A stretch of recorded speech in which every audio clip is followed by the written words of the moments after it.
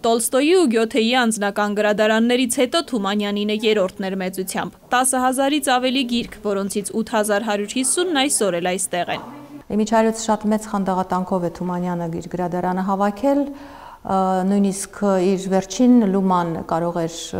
տալ գիրք գնելու, հատուկ վերաբերմունք ուներ եւ այդ գիրքը բուտաֆորիկ չէր բնականաբար։ Ասում են չէր սիրում, երբ գիրք էին խնդրում։ Դրա պատճառով գրադարակները փակել էր պաստառներով ու քարտեզներով։ Նաև նույն գրքից մի քանի օրինակ էր գնում ապահովության համար։ Բոլոր գրքերն այսպես կնքել է։ Հետաքրքիր է, երբ ընթերցում էր, կարմիր մատիտով նշումներ էր անում։ Թումանյանի գրքերին այսօր ձեռք չեն տալիս, բայց ափսոս է չկարդալը։ Հնարը գտել են, թվայնացնում են ու շուտով կտեղադրեն կայքում։ Իսկ թանգարանում ներկա է ոչ միայն Թումանյանի ոգին, այլև անձամբ ինքը, այսպես, պատրանքի տեսքով։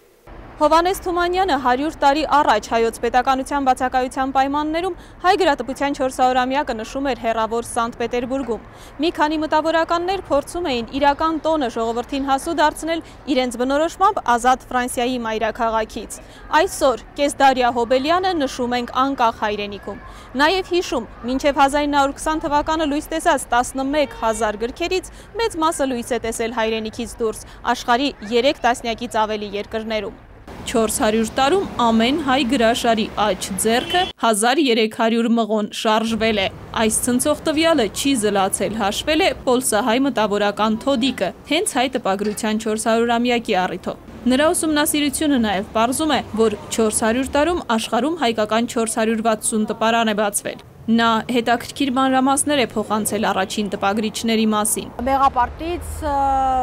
Աբգարդ Բիրթոխատեցուց սկսած մինչև 1912 թվականը գործած։ Եվ աշխարհի տարբեր քաղաքներում եւ տարբեր երկրներում եւ քաղաքներում, այդ թվում նաեւ Հայաստանի տարբեր շրջաններում։ Հիմնական տղամարդիկ են իբրև գրաշար աշխատել եւ այս աղջիկները Մկրտիչ Պորտուգալիանի նորից շատ հայտնի տպագրիչ եւ հրատարակչատուն ունեցած Մարսելում Պորտուգալիանի աղջիկներն են։ Ես այնքան չեմ վախենում հայերի ռումբերից, որքան այդ փոքրիկ հայկական տառերից, խոստովանել է Աբդուլհամիդը։ Վենետիկից մինչև Հայաստանի ներկա հանրապետություն գրքի հանդեպ հետաքրքրությունը չի մարել։ Այսօր աշխարհին համաքայլ ու մոդայի վերջին ճիչով առաջարկում են գրքեր, որոնք կարելի է կարդալ հեռախոսից, անգամ նվեր ուղարկել աշխարհի ցանկացած ծայրը մի քանի վայրկյանում։ Ցանկացած տիպի մոբայլ սարքերի վրա, Android համակարգով, iOS համակարգով, այսինքն iPad-երի վրա կամ տարբեր տիպի թաբլետների վրա, վեբկարգի հարցեն all-armenianbooks.com, ցանկացած լինի անհատ թե տպագրիչ կարող է մեր հետ համագործակցել, կապլվել մեր հետ, մենք կտեղադրենք։ Այսպես կարելի է կարդալ արդեն 250 հայկական գիրք, մեկ շաբաթից եւս 500-ը։ Ժամանակակից գրողներին ընկերությունը հրավիրում է անվճար տեղադրել սեփական ստեղծագործությունները։ Այս գրքերը համակարգիչ դժվար թե մտնեն, սրանցով խաղում են, բացում, կարդում, հետո էլ գրկում ու քնում։ Կարող են նաև լսել հեքիաթը այս սկավառակից, հետո էլ Բարսեղ Կանաչյանի օրորոցայինը եւ ոչ միայն հայ երեխաները։ Ես ինքս նորից կարդում եմ բոլոր հեքիաթները եւ ընտրում եմ միայն ուրախ հեքիաթներ։ Այնտեղ որտեղ ասենք Գեկոսի մահը չկա կամ ինչ-որ